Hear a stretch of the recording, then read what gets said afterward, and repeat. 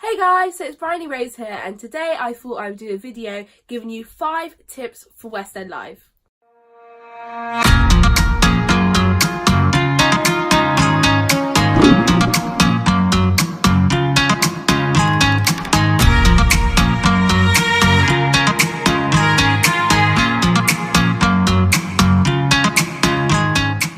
So I thought I'd do this video today as I know a lot of you may be going to West End Live this year, and I thought, seeing as I have experience because I've been loads and loads of years, it'd be a really good idea for me to put together 5 I think which are the best tips which will help you get the most out of your experience at West End Live. So if you don't know what West End Live is and you've never seen a video of mine before, West End Live is an event which runs every single year over a course of a weekend where loads of different West End musicals come to one place, which is Trafalgar Square, and perform a selection of musicals, and it's free and you don't need a ticket, and it's a great way to kind of experience those different musicals that you've never seen before, and it's a great atmosphere because it's full of huge musical theatre fans. So seeing as West End Live is coming up, this year it's on the 22nd to the 23rd of June, I thought it would be a great way to give you 5 tips which will come in handy for the day.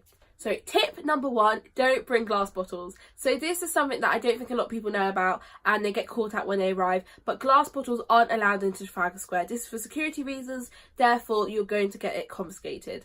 And this includes things like makeup, things like perfume. Perfume was a big issue last year. There were loads of perfume bottles just in a pile where people had to get theirs confiscated. So don't bring glass into the event. So tip number 2, bring water and snacks. Water and snacks are so essential for the day. It's going to be a really long day for you. You're going to be getting there early and it's going to be finishing late. So make sure you come prepared and you have the right food and snacks that will keep you going for the whole day.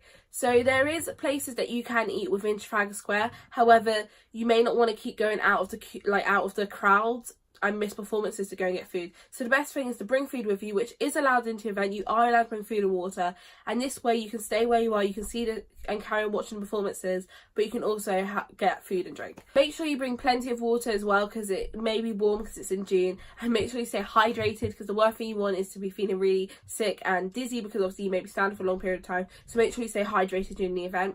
And as for food, there is a Tesco's across the road, so there may be worth going to buy food from there just beforehand before you start queuing if you don't want to prepare anything in advance. But yeah, definitely top tip is bring enough food and drink with you to last you for the whole day. Tip 3, where you stand.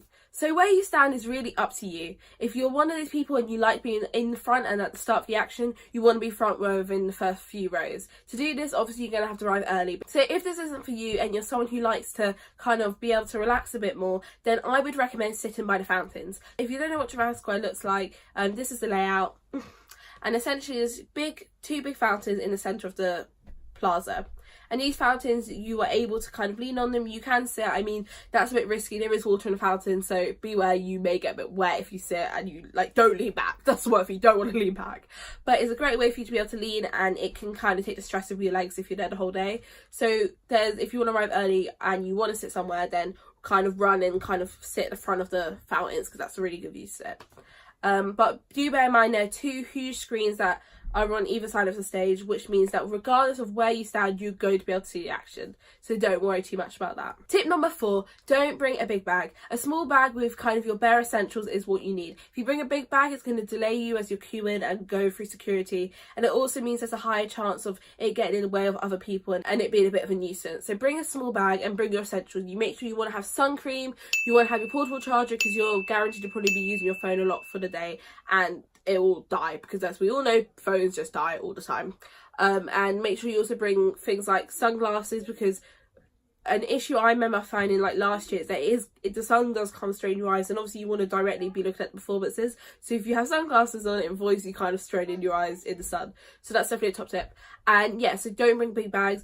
I know some of you may be travelling, so have a look to see if your hotel offers a way for you to keep your suitcases somewhere to avoid having to carry everything around with you. The final tip, which is tip number 5, is it's not just performances that are at West End Live, there are also stalls. And I feel like the stalls are so underrated. A lot of people just go to West End Live for the big performances, but the stalls actually are incredible as well.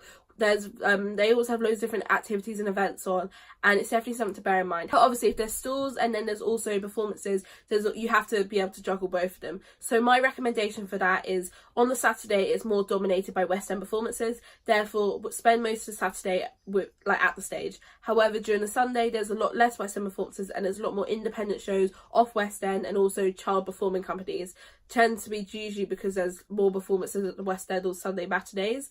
like the Sunday afternoon performances, therefore a lot of shows can't perform as much on a Sunday. So if you don't want to miss loads of shows, and go to the stalls on a Sunday when it's a little less busy and you're not going to be missing as much. So that's a good recommendation. So they're my top 5 tips for Western Live. I really hope you enjoyed this video. I really just felt like it needed to be made because I hadn't really seen any other people could do some tips, and I really hope it comes in handy for some of you. Also, let me know down below, comment down below if you are going to Western Live this year. I'd love to meet some of you guys. Come and say hi if you do see me. I'm obviously going to be there. I'm there every year. So yeah, if you like this video, please go like and subscribe, and I'll catch you next Saturday at 4 PM. Bye!